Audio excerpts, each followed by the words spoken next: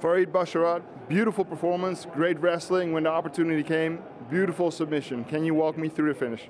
Yeah, he came out kicking, moving, kicking a lot. He threw one or two good low kicks. Then he changed it up, went high actually, and actually scraped me. I rarely get hit with head kicks, but that was good on him.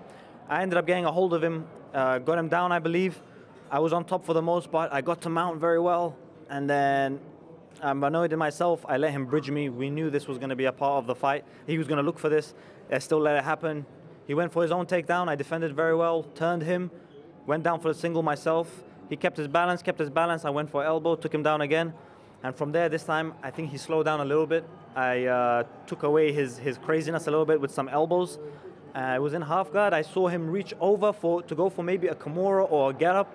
And I took a head and arm, slid over to mount and side control the other side. And I knew I had it. I had a very good squeeze on him. Yeah, beautiful.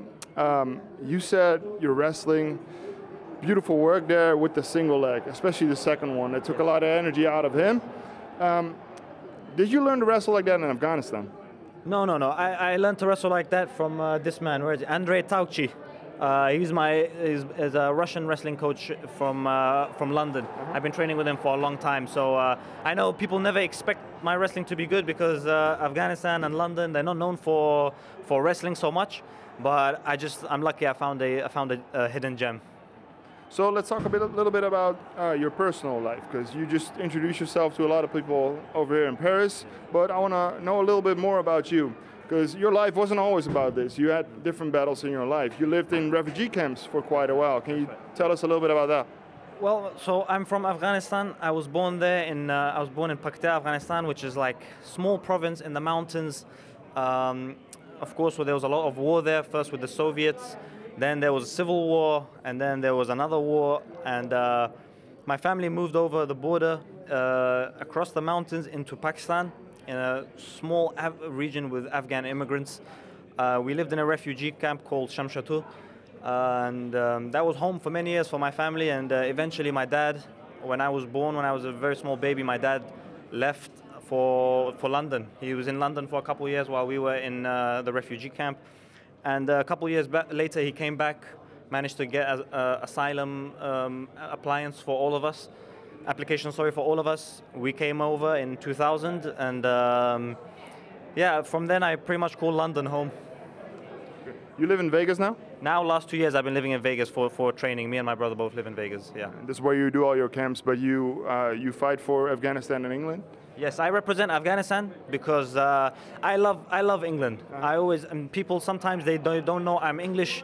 I represent England too, but I love them. But the reason I represent Afghanistan is because England have millions of celebrities, millions of athletes. Every year they produce new champions, this, that, footballers.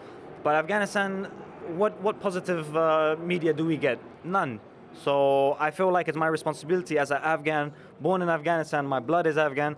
If I don't represent my own country, who's going to represent us? Mm-hmm. So I feel like it's my responsibility to fly the flag and represent Afghanistan. I completely understand, because I'm from the Netherlands. We actually had a Afghan-Dutch fighter in the UFC for a long time, Siar Badrouzada. You probably know him. Of course, yeah. Siar is a legend. When he was in the UFC, I was watching him very closely. As somebody I got inspiration from, and he represented our country very well. And he always flew the Afghan flag, but I'm sure he loved Holland. He represented Holland too. But it is our responsibility, to represent Afghanistan, because if we don't, nobody will. I understand 100%. So, what's going to be next for you? You are 11-0 now. Another beautiful finish. What do you think should be next for you? For me, next, I want to fight December 16th, the final pay-per-view of the year. T-Mobile Arena, it's like 10 minutes from where I live. That would be amazing. I made my debut there. If it's Chandler McGregor, I'm hearing rumors, that would be great. That would be a big pay-per-view. I would love to fight on this card. All week I was thinking of somebody to call out. Most of the guys above me that I want to fight are matched. The guys below me, I don't feel like they're low-hanging fruit. I don't want to call out somebody who's not worth it. So I will leave it to my manager Ali and Sean to discuss. But December 16th is the date. I get one more this year, become 12-0. Okay, I appreciate your time. Go enjoy your win. We're looking forward to seeing you again, hopefully soon. Thank you, sir. Yeah.